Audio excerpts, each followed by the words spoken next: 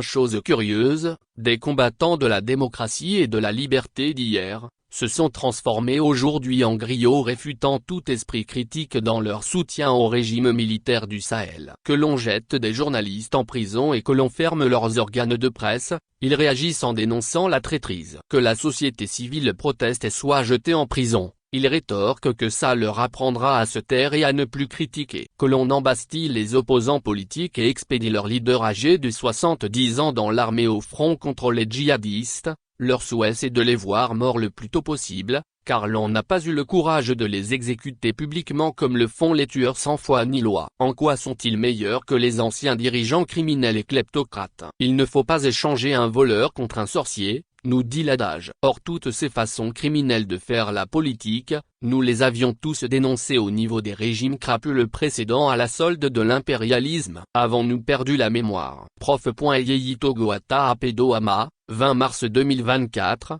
sur isilomé.com. À voir ce qui se passe sur le continent africain en termes de gouvernance politique, surtout en Afrique francophone, à voir le narratif actuel au sein d'une partie de l'opinion africaine. Quant à un décollage sur tous les plans du continent noir, nous avons l'impression que l'Africain est encore loin d'avoir trouvé la bonne recette, pour se libérer, se développer, s'imposer et se faire respecter comme d'autres continents. Hier parmi les derniers de la classe, l'ont fait. Ce nouveau concept, pas tellement nouveau du panafricanisme, qui a pris de l'ampleur, surtout sur les réseaux sociaux, ces dernières années, semble aller dans tous les sens, de telle sorte que si nous n'y prenons garde, ce panafricanisme débridé et surtout mal compris, risque de causer plus de tort à une Afrique déjà mal en point.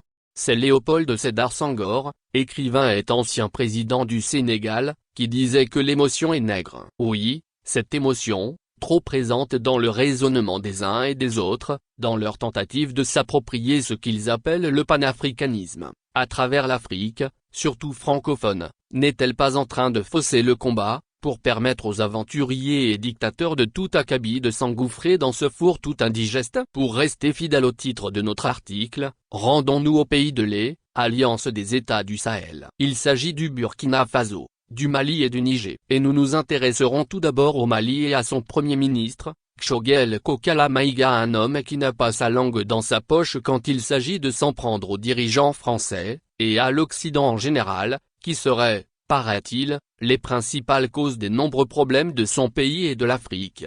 Dans ses interminables dénonciations de la CEDEAO, de la France et de l'Occident, le chef du gouvernement de la junte malienne était revenu sur la crise qui oppose, ou qui a opposé son pays, le Mali, le Niger et le Burkina à l'organisation sous-régionale. Il trouve que le régime togolais, incarné par Faure Gnassingbé, aurait fait preuve d'une diplomatie réelle, et que contrairement aux autres pays qui auraient conspiré à les faire tomber, le Togo aurait eu une position indépendante, africaniste. Jamais on ne s'est servi de leurs mains pour étrangler les Africains. Monsieur Choguel Kokala Maïga, dans ses envolées dithyrambiques en faveur du président de fait du Togo, a continué à choquer les Togolais et à les révolter, jusqu'au point où beaucoup de nos compatriotes, aussi bien au pays que dans la diaspora, se demandent s'ils ne sont pas dans un mauvais rêve.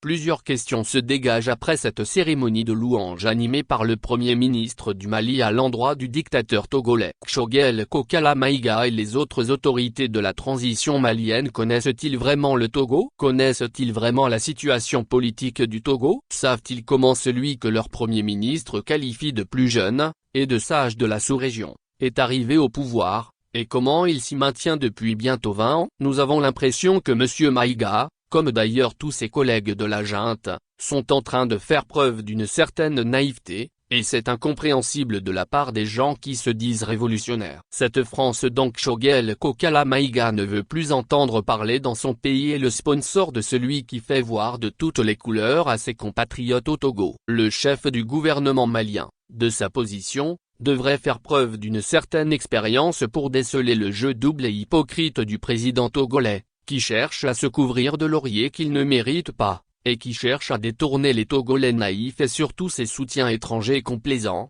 de la dramatique situation dans son pays dont il est la cause. La junte malienne explique le fait qu'elle soit arrivée au pouvoir par un coup d'État par le caractère désastreux dans la gestion du pays par l'ancien régime. Et le bon sens voudrait qu'on ne s'allie pas à un régime qui est à la base de la mauvaise gouvernance à cause de laquelle justement on a fait un coup d'État dans son propre pays. Et l'ouverture à la mer et l'utilisation du port de Lomé ne peuvent pas non plus expliquer qu'on piétine ces principes, si on en a vraiment. Nous espérons que la nouvelle sur le dernier épisode des faits d'armes de Faure Gnassingbé pour ne jamais quitter le pouvoir au Togo, avec sa tentative de coup de force avec une Assemblée nationale dont le mandat a expiré depuis 3 mois, est arrivée jusqu'à Bamako, et que le Premier ministre Maïga pourrait reconsidérer sa position sur la supposée sagesse de son bienfaiteur. En dehors du comportement incompréhensible de Kshogel Kokala Maïga qui, en tant que révolutionnaire et panafricaniste, devrait avoir une certaine aversion pour les régimes de dictature, c'est l'attitude des 3 régimes de l'Alliance des États du Sahel, et, à savoir le Burkina Faso, le Mali et le Niger qui interrogent. Les 3 régimes, arrivés au pouvoir par des coups d'État, sont-ils venus pour démocratiser leur pays pour que les citoyens puissent vivre en toute liberté, ou sont-ils venus pour réinstaurer la dictature et l'autocratie? Les critiques entendues ça et là et celles exprimées par le professeur Apedo Amae que nous avons reproduites dans notre citation du début, sont assez graves pour nous faire douter, malgré les émotions et le populisme non fondé sur les réseaux sociaux, du bien fondé du panafricanisme dont il est question. Après les élections présidentielles en Russie qui avaient opposé Vladimir Poutine et quelques candidats pour la galerie, et dont l'issue était connue d'avance, et après que les 3 présidents de l'Est se soient précipités pour féliciter le dictateur du Kremlin, un internaute sur le site isilhomme.com, avait réagi en ces termes: après les élections présidentielles en Russie dont le vainqueur était connu d'avance, les juntes militaires d'Afrique de l'Ouest formant l'Alliance des États du Sahel, se sont empressés d'adresser leurs félicitations à Vladimir Poutine, une action diplomatique qui rappelle l'alignement d'antan et contraste avec la volonté d'autonomie prônée par les hommes forts de ces 3 États. En se détournant de leurs alliés de longue date notamment la France, ces 3 États ont opéré un virement radical pour se jeter dans les bras de la Russie, avant de retomber dans les mêmes travers qu'à l'époque des relations idylliques avec la France.